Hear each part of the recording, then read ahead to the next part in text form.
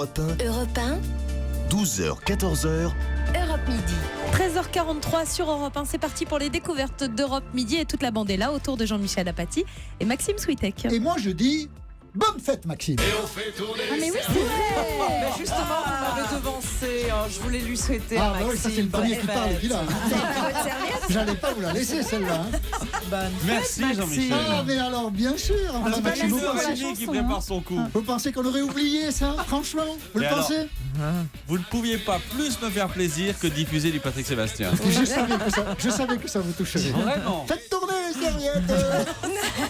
Enfin, il manque Il est Cyril gêné, Hanouna quand Jean-Michel. même. hein. Il aurait pu venir en guest star. hein. Bon, allez. Non mais Patrick Sébastien c'est bien. C'est Merci bien. Jean-Michel Mais- pour cette délicate attention. Pas de quoi, Maxime. Les découvertes de... Votre fête c'est quand déjà? Je ne sais pas, moi je sais jamais prénom composé. Ouais. C'est tous les jours, c'est tous les Bah, jours ma c'est le fête. 24 juin pour la Saint-Jean. Ah bah voilà. Je vous le dis au cas où. Ouais. Jean-Marc, Déjà. Jean-Luc, Jean-François, Jean-Pierre, c'est les auditeurs d'Europe 1, ils en donnent des prénoms. hein. Tous les jours. Si le 24 juin on est toujours là, Oui, je vous faites votre fête. d'accord.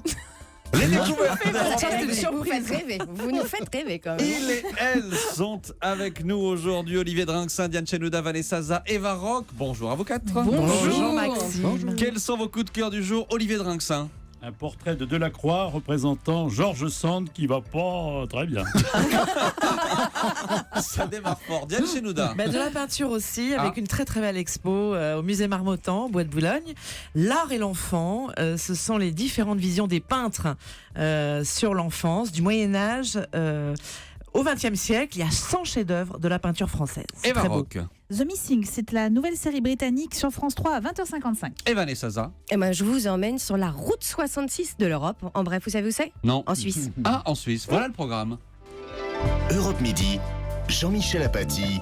Maxime Switek. Eh bien, nous allons commencer par la route 66 de l'Europe, la Suisse. Voilà, alors en fait cette route c'est le grand tour de Suisse, c'est une route qui a été inaugurée l'été dernier et ça vous permet de découvrir la Suisse par la route, en voiture, à votre rythme et en évitant donc toutes les autoroutes, tout est balisé, alors c'est assez rigolo parce que c'est dans le sens des aiguilles d'une montre, hein, évidemment, Ah bah oui, nous on est en sommes en Suisse. Suisse, merci, voilà. Et alors donc ce grand tour il fait plus de 1600 km, pour le faire en entier ça prend donc 7 jours, à raison de 5 heures de voiture donc par jour, mais on peut le faire aussi par tronçon ou choisir de suivre des thématiques. Donc les 11 sites de l'UNESCO, les grandes villes, les 22 lacs, Et vous avez choisi. les musées insolites, Ah bah forcément. oui, forcément. Forcément. Alors, Comme quoi il y en a une vingtaine, mais il y en a un sur lequel il faut vraiment s'attarder aujourd'hui. Charlie Chaplin. Et voilà, il ouvre dimanche. Ça fait 16 ans qu'on l'attend, ce musée. Alors, c'est un univers incroyable. Ça s'appelle le Chaplin's World by Grévin. Hein. Le Grévin, monde de Chaplin voilà. par Grévin. Ça se Je trouve traduis. à Ouais, ouais, Corsier-sur-Vevey. C'est là qu'il avait son château, son fameux manoir dans lequel il a passé ses 25 dernières années. Vous savez qu'il n'avait plus le droit de repartir aux États-Unis à cause du McCarthyisme. Donc, il a décidé de s'installer en Suisse avec toute sa petite famille. Et donc, vous pouvez visiter le manoir. Il y a des photos, il y a des films en Super 8, on le voit. Rire avec ses enfants. Il y a des très, très beaux moments. On le voit faire le pitre. Mais figurez-vous qu'il a beaucoup, beaucoup quand même travaillé là-bas. D'ailleurs, il a même filmé, puisqu'il a filmé la comtesse de Hong Kong. Il a fait venir Sophia Loren et notre ami Marlon Brando aussi filmé donc dans ce manoir de Bann. Et donc, ils ont surfé aussi sur cet univers hollywoodien et ils ont créé un grand studio hollywoodien. Alors c'est assez bluffant parce qu'en fait vous déambulez dans les décors de ses plus grands films Ah, c'est bien. et en ça. même temps dans la salle en 360 degrés sont projetés plein d'images de ces films. Donc c'est vraiment immersif. Vous êtes entre le rire et l'émotion. Et en plus, ils ont rendu les choses vivantes puisqu'ils ont mis des statues donc, de personnalités qui leur aient croisées, comme Churchill, voilà. Et puis aussi des personnages qui sont tirés évidemment de ces films. Ça, c'est assez hilarant d'ailleurs. Et ce musée de Chaplin, il est donc sur la route du Grand Tour à Voilà. faire en voiture, d'accord? Imaginons que je n'ai pas le permis de conduire ou que j'ai pas tellement envie de prendre la voiture, comment je fais? On peut le faire en train aussi. Ah, Ouais, on peut le faire voilà. en train. Le Oui. grand tour de Suisse. En plus, vous prenez un seul billet. Vous pouvez faire tout ce que vous voulez. Donc voilà, et moi, mon tronçon préféré, c'est celui qui se trouve dans le comté de Grison. Donc là, on est tout à l'est, et c'est celui d'Albula et Bernina. En fait, c'est 122 km avec 196 ponts. C'est surtout que c'est un travail ferroviaire de dingue, architectural. C'est une prouesse. On a l'impression que le train, il serpente, il sillonne comme ça. Vous êtes sur des viaducs, enfin, comme un fil. Voilà.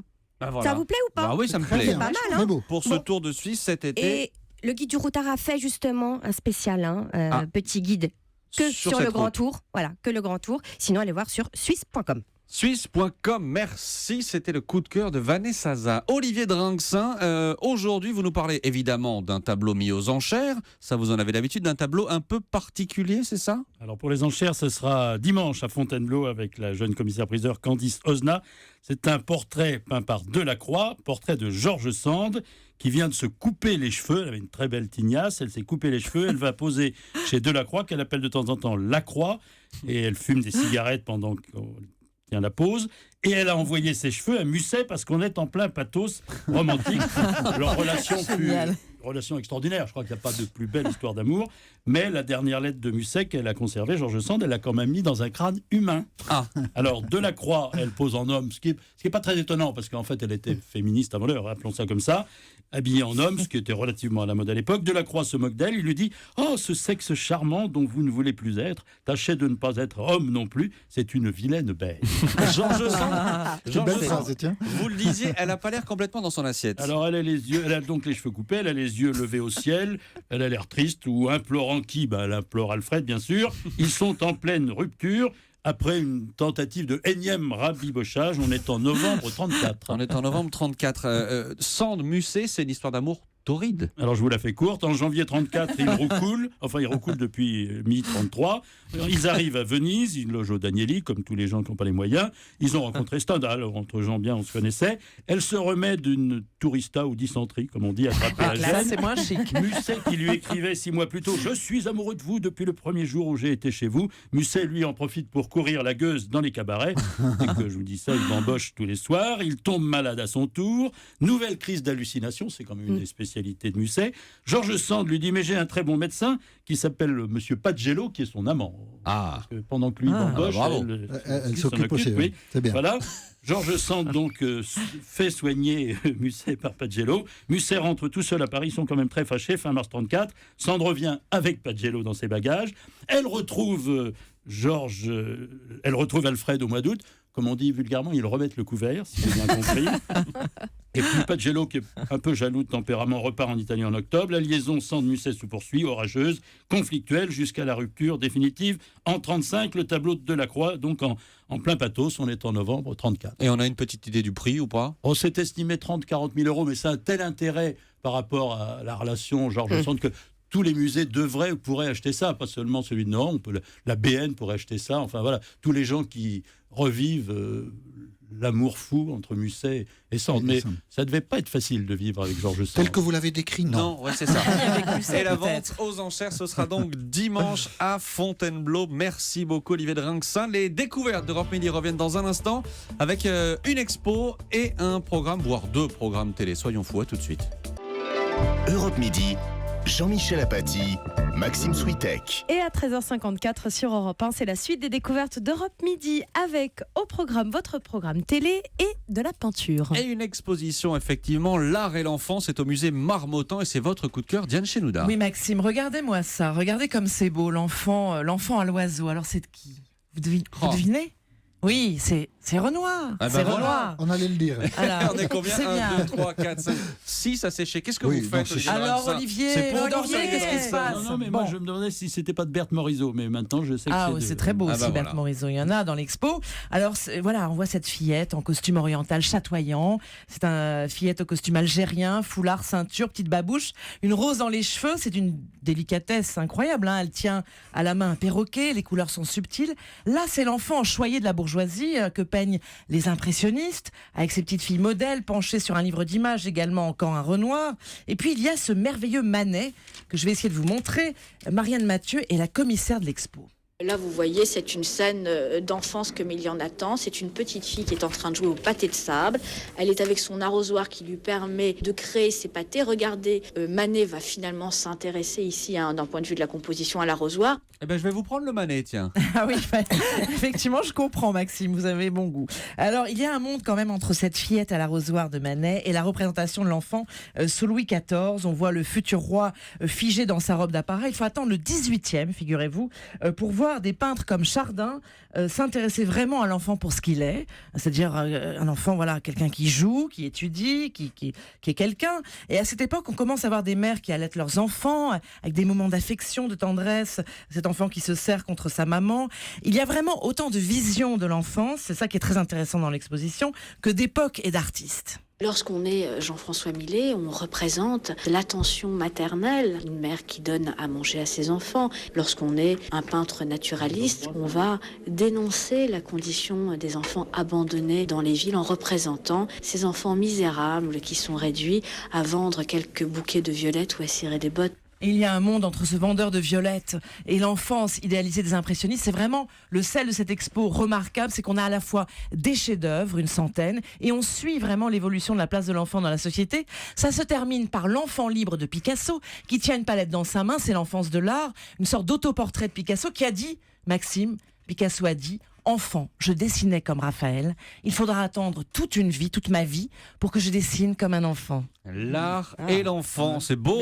C'est au musée Marmottan et c'est votre coup de cœur. On comprend Jusqu'au pourquoi. 3 juillet. Merci beaucoup Diane Chenouda. Le choix télé du jour d'Eva Rock, c'est The Missing sur France 3, 20h55. Oui, c'est la nouvelle série policière britannique en 8 épisodes. Alors tout commence de nos jours. On est dans une chambre d'hôtel à Chalon-du-Bois, c'est une petite ville de province. Et un homme est dans la chambre et laisse un message sur le portable d'une femme. J'y suis retourné. Même chambre, même déco. La télé marche toujours pas. Enfin bref, je suis là. Je voulais te dire pourquoi. J'ai trouvé quelque chose. Alors, il s'appelle Tony, il est anglais, Vous et m'intriguez. 8 ans auparavant, avec sa femme Emily et leur petit garçon de 5 ans qui s'appelle Oliver, ils étaient dans cette même chambre pour quelques jours de vacances. Et c'était un soir de Coupe du Monde de football. Et alors, au milieu de tous les supporters qui fêtent la victoire de l'équipe de France, le petit garçon disparaît. S'ensuit une vaste chasse à l'homme sans résultat, et le père, lui, ne va jamais abandonner les recherches. Et effectivement, il retrouve des indices 8 ans plus tard. Donc et c'est il une série revient... policière britannique qui se passe en France. Voilà, qui se passe en France et à Londres, puisque la maman, elle est restée à Londres. C'est vraiment un thriller psychologique, alors qui est à regarder en version originale si vous pouvez, parce que c'est toujours mieux. France 3 diffuse en version multilingue. Oui, exactement. Parfait. Exactement. Merci France 3. Et c'est très efficace. Alors c'est un peu sombre, c'est très lent dans le rythme, mais c'est vraiment haletant. C'est plutôt bien interprété, notamment Tchéky Cario, dans le rôle du policier français, parce que c'est vraiment à la fois une production française et britannique. Et au-delà du suspense, c'est vraiment l'obsession du père dans sa quête de la vérité qui est extrêmement bien abordée. Franchement, on reste devant l'écran, c'est assez bien foutu. Et voilà, c'est validé. The Missing, France 3, 21h55 par Eva Rock. C'est une série, je crois, hein, c'est ça. Pardon ? C'est une série. Hein. Oui, c'est une série, 8 épisodes. Vous savez, ça nous rappelle un peu l'histoire de la... Je dormais quand vous C'est pas grave, tout ça, on l'a dit, Jean-Michel. Là, à la fin, tel que Maxime vous interrogeait, il suggérait que c'était un téléfilm, mais c'est une série. Non, il a dit que c'était une série aussi. C'est pour ça que je précisais. Voilà. Je vous rappelle que c'est votre fête, hein, Maxime. Ça doit être ça, en fait. Vous savez, ça rappelle un peu l'histoire de la petite Maddy. Vous vous souvenez de cet enfant qui avait été... Mais les scénaristes disent qu'ils ne s'en sont pas inspirés. Oui, mais bon. Mais vous en savez. On n'est pas obligé de les croire. On y pense, hein. On y pense Absolument. beaucoup. Hein. Mais j'ai l'air d'un con comme ça, mais j'ai des Non, trucs. c'est pas ça.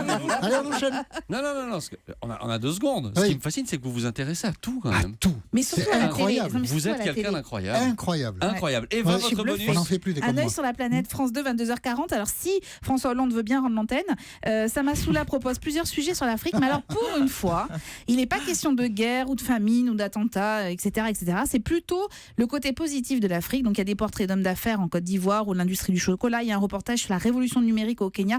C'est pas angélique, hein, pas du tout ça. Mais enfin, c'est un regard positif sur ce continent. Ça fait du bien. Comme ils avaient fait pour l'Amérique du Sud d'ailleurs l'année dernière. Exactement. Bonus, un œil sur la planète, France 2, 22h40. Merci Eva Rock et merci à toute l'équipe. Comme d'habitude, des découvertes, vous avez été formidables.